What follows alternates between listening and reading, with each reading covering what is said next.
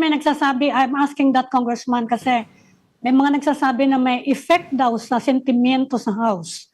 Yung ongoing investigation dyan sa flood control. Plus, yung nag-approach na presidential race sa 2028 na medyo Lumalapit na. malakas yung kabilang side. Oo. Kaya yan daw may mga ganyang consideration Idagdag in mo all rin, these Ami, idagdag impeachment mo na rin yung mga cases. recent surveys. And the recent surveys, although hindi masyado pa naman. No.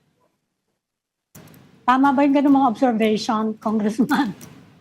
Well, valid naman po yung lahat ng observation, but as you can see in the committee, nagkakailan lang po yung bumoto, how much more sa plenary na majority of the major political parties are supportive of the president. So sa tingin ko po ay hindi lulusot yung pag-overturn ng desisyon ng Committee on Justice.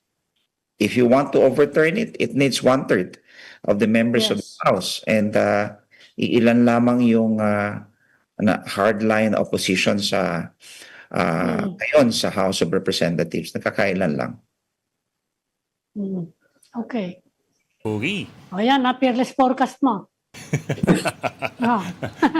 Sir, Tingin ko hindi mababali. Ayan, no. pero sir, papirless forecast na rin. Yung forecast ni Ronald.